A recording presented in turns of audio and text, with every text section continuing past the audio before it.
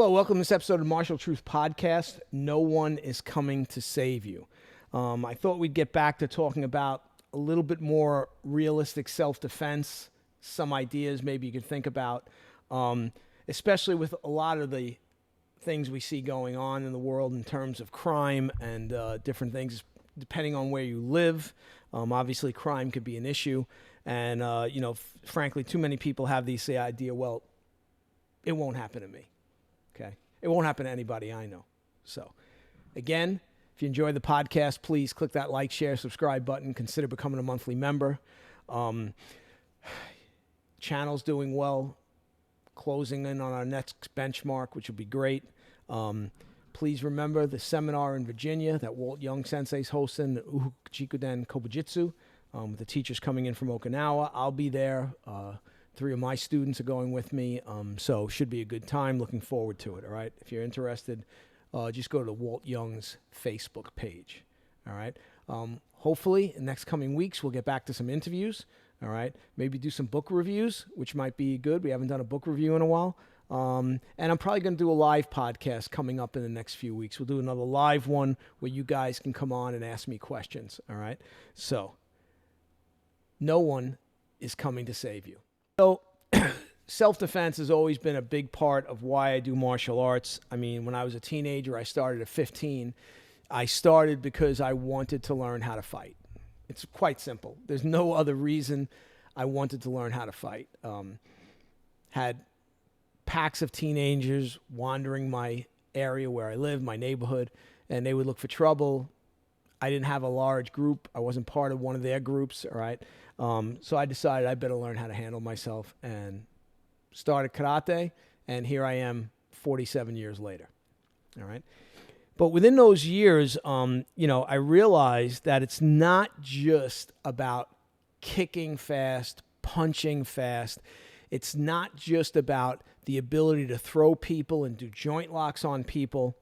There are things we can do and things that we have going on in our life that are important to think about in terms of preparing ourselves. All right.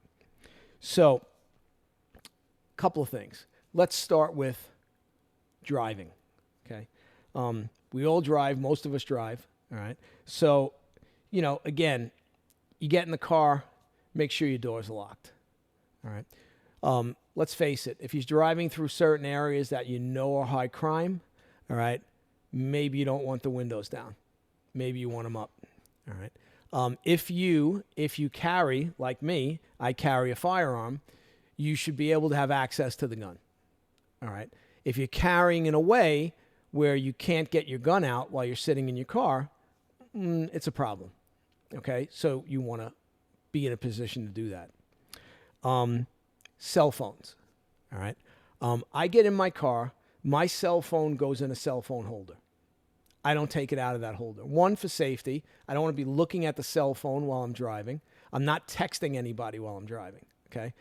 I can answer the calls. I press a button on my steering wheel. Most new cars have this kind of feature.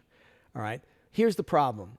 I have a few friends. They like to leave their cell phone sitting on their lap. Okay. Sitting on the lap is great. What happens when you're in a situation where you have to slam on the brakes because maybe someone's hit your car, which we know goes on a lot now? Insurance fraud is rife everywhere. They rear end you. They slam on the brakes in the front, so you rear end them. That's why a lot of people are getting those dash cam cameras now in their cars to protect themselves so they could show what actually transpired to the insurance company. So, okay, but let's say it's more nefarious than that. Let's say someone slams on the brake in front. Now the guy pulls up behind you. Now you've got multiple guys swarming the car. Now your cell phone, which wasn't in a holder because you're too cheap to pay $15 or $20 for a cell phone holder, now it goes flying in the car out of your hand. Okay, and now where is it? So now if you got to dial 911 quick, you can't even find your phone. All right, so let's keep that in mind. So maybe buy that cell phone holder, put it in there. So here's another thing. When I roll up on a car in front of me at a stop sign, at a red light, whatever it is, if I'm stuck in traffic on a highway, I never pull close enough where I can't see the bottom of the car in front of me's rear tires. So you want to stay back far enough that the car in front of you, you can see the full bottom of the rear tires. Okay, Calandra, why are you saying that? Because then you can pull around the car on either side. If you're up close where you can't see the rear tires, now you can't just pull out. You're going to have to back up first. Well, what if someone's behind you? So again, you're in that situation. The car in front of you slams on the brakes. You slam on your brakes. Now you realize there's a car behind you, right? They're up to no good. Now, if you have room, if you were able to keep that distance, now you can pull around. That's another thing. Yeah, don't tailgate. Okay, you put yourself in disadvantageous positions. I will tell you, living out here in Arizona, I've never seen more rear-end accidents than I have out here in Arizona. 2 reasons. People love to tailgate out here, and the other thing is they're on their cell phones. Okay? Again, cell phone holder, it goes in there. You don't touch it the whole time you're driving. That's it. Okay? If there's an incident, right, you can dial, you can hit the button on your, like me, and I go voice, dial 911, and the phone will dial 911 in the car. All right. But we don't want to have to be reaching for it, right? We want to make sure we have that phone. Okay. So it's in a holder. All right. So again, you're walking to your car in a parking lot. All right. You're walking in a parking lot. Okay. Like me, my head's on a swivel. That's just the way I am. So I'm walking in the parking lot. Again, I'm glancing around. As I get to my car, I look to the side. Not on the passenger side. Is there anybody there? I go past, I look, right? If it's late at night, I'll just glance in the back seat, check the back seat. If you're a woman, I highly suggest you check that back seat before you get in the car. All right? If you're a woman and you're walking to your car and you've got 50 packages in your hands, you're creating a bit of a problem. Put the packages in a cart, push the cart out there, unload your packages. This way your hands are free. Okay? So again, you're all carrying 1 million bags. Your hands aren't free. All right? You're giving your adversary a chance to get the upper hand on you. You don't want him to get the upper hand on you. All right? Again, you're walking out into the parking lot. You're glancing around. You feel something. You turn around. You see there's a guy or 2 guys walking behind you. Okay. If you're a female and your intuition says they're bad news, you better go with that intuition. Don't be thinking, oh, I'm sure they're nice guys. They don't mean me any harm. No. Better safe than sorry. Feel they're looking to do you harm, and then if they don't, great. Okay? But you prepare yourself, whatever way is necessary, right? So keep those in mind. If you're a woman, you carry a weapon, make sure you're willing to use it. If you're not willing to use it, don't carry it, okay? I used to teach women's self-defense classes. All the time, I would be told things like, oh, yeah, I carry mace. Okay. I carry hairspray. I'd spray in his eyes. Oh, I put my keys between my fingers. Okay. And then someone would always say, I carry a knife. And my response to that person would be, so you're telling me you're going to take that knife out and you can plunge it into another human being. And every single woman every time responded with, no, I would scare them with it. No, he's going to take that knife away from you. He's going to use it on you. So you carry a weapon, you better be willing to use it. So if you're not willing to use it, don't carry it. It's going to be used on you. All right? If you're a woman, you're carrying a firearm, get yourself some training, practice, okay? The gun is the great equalizer for the woman. If you live in a state that's not a communist state like New York, and you can get a firearm and carry a firearm, if you're a woman, I highly suggest you do it, okay? Because, again, it's only that one time the guy has to drag you between 2 cars. It's only that one time he kicks the door in of your house. And don't be thinking, oh, it's never going to happen to me. Everybody that's ever been attacked was like, I can't believe it happened to me. Well, it's going to happen to somebody. It's going to happen to somebody, right? Okay, so walking in the street, if you're riding, let's say, the subway system in New York, obviously common sense.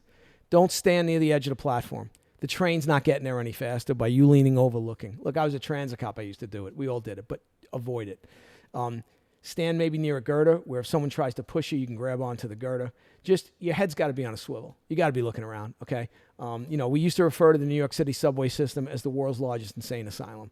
I mean, there's crazies down there all over the place. And from what I've heard, it's gotten worse, okay? So again, be aware. Don't turn corners sharply. This is whether you're walking outdoors, indoors, like in a subway system, in a mall. Don't turn corners sharply, okay? The guy might be right there. Two guys might be right there. When I used to walk on a sidewalk, I would walk in the middle of the sidewalk. This way I could glance between the parked cars. I could glance at the doorways, all right? When I turned the corner, I didn't cut the corner. I would go out further and cut the corner. Just to give you an example, one night we heard a gunshot go off. We went running down the stairs of the subway system. It was an elevated line. And one of the guys I was with was right against the wall. And he was going to cut the corner. And I said, stop. Because I had swung wide and I saw the guys. Right? I said, stop. Right? So I drew a down on them with my firearm, made them get on the floor. Right?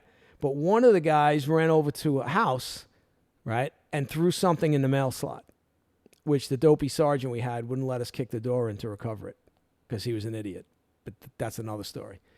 But if my fellow officer had turned the corner sharp, who knows? Maybe the guy would have let a round go. But I already had a beat on them, right? So that prevented them from wanting to do that.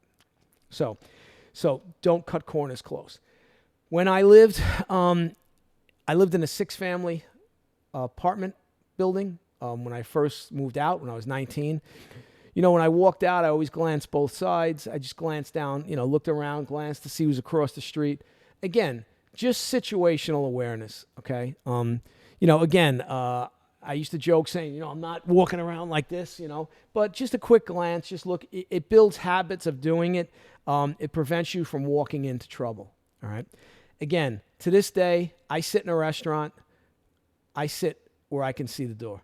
I can see where people are walking in, okay?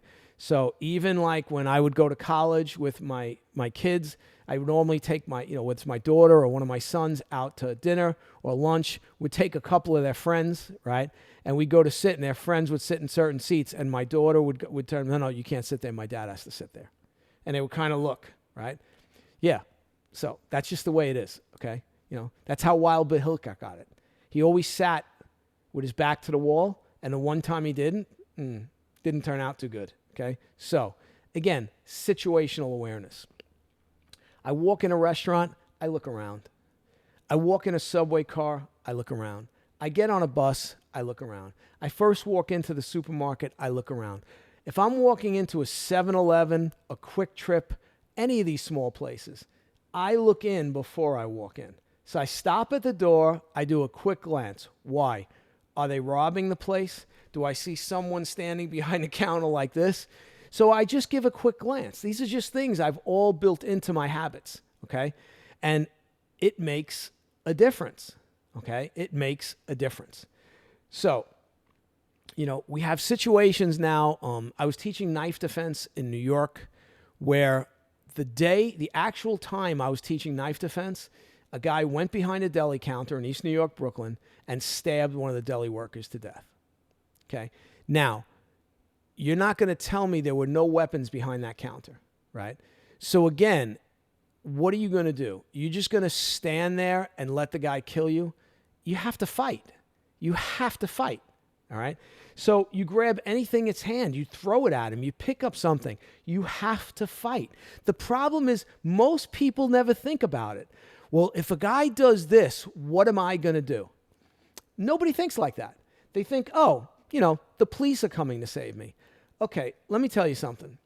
The amount of times I ran into the crime in progress was very small. Now, did I get to a scene, interview the victim? The victim gives me a good description. I get it out, and then we manage to do a search of the area, and we locate the guy. That happened a lot. But actually getting there when the crime is happening, virtually never. Never. Okay? So, if you're expecting the police to come save you, chances are not going to happen. You're going to be in big trouble. Okay? One of my students had moved to Connecticut. Says to me, they're moving in a rural area. The first night, the wife hears a noise. She says, I think someone's downstairs. He gets a baseball bat. Okay. Gets a baseball bat. Goes down the stairs. Luckily, there was no one there. So he tells me the story. I said, let me ask you a question. What were you going to do with that baseball bat? I mean, you're in a room. It's not that big. You're swinging a bat. How's that going to help you? I said, you need a gun. Oh, my wife's against guns. I said, well, what's the response time for the police? He says a minimum of 30 minutes. We're kind of out there. I said, okay. So you think your wife will be against guns when the guy's got you tied up and he's raping her in front of you? You think she'll be against guns then? This is the problem, okay? The gun is a tool. It's no different than anything else, okay? Don't do dumb things with it, and bad things don't happen. I mean, look, I'm more worried when I do work with a circular saw. I've got a table saw that I use probably once a year. I take out that table saw, I'm nervous. I'm literally scared. I'm so careful when I use it. Why? Because I don't use it that much. So it's like almost I'm using it for the first time again.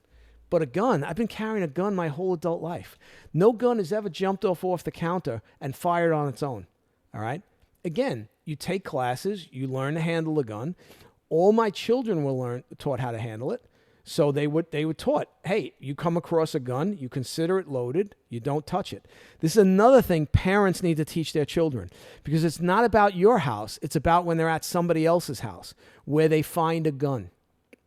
You have to train your children. Immediately they have to notify an adult. Immediately the gun doesn't get touched. You immediately assume the gun's loaded. You go and tell an adult, okay? Can prevent a lot of tragedies. This is something parents have to teach their kids. Oh, we don't allow guns in our house, and none of our friends have guns. Oh, really? You know that for a fact. You're psychic. You look in your crystal ball, and you know that none of your friends have firearms, whether they be legal or illegal, okay? You want to train your children. You want to prepare your children, okay? Active shooters. So active shooters, obviously, we're going through a time in our history where we got people that walk into a place and just start shooting it up, whether it's a school, a business, wherever, okay? We just saw one in New York. The guy pulls up, double parks the car, gets out carrying a rifle. I wasn't there. Did anybody see him carrying a rifle? I don't know. If they did they call 911? I don't know. Did anybody have an idea of, is there something we could do to this guy? I don't know, okay? I know some of the people in the building, when they knew that the guy was in there, they barricaded their one entrance with like a ton of furniture. Okay, good. They did something, okay? But you have to be prepared, and you have to be prepared to fight. You just sit there, you crawl, like these school principals make me laugh. Oh, the children will get under the desk, and they lock the door. Yeah, okay. Okay, I don't know. If he breaks down the door, or if the door has a window in it, he breaks the glass and just starts shooting the kids. Now they're sitting ducks under the desk. Frankly, every school should have someone armed with a firearm. Our most precious resource is our children. There should be people there that can protect them. Okay? Simple as that. They do it in Israel, and now they're starting to do it. They do it in a bunch of schools out here in Arizona. Out here in Arizona, there's schools, there's signs right on the outside of the school. These premises are protected by armed individuals. So think about it. You live in a gun-free zone, right? Okay, where's the criminal with the illegal gun going to go to do his dirty work? He's going to go where he knows there's no guns.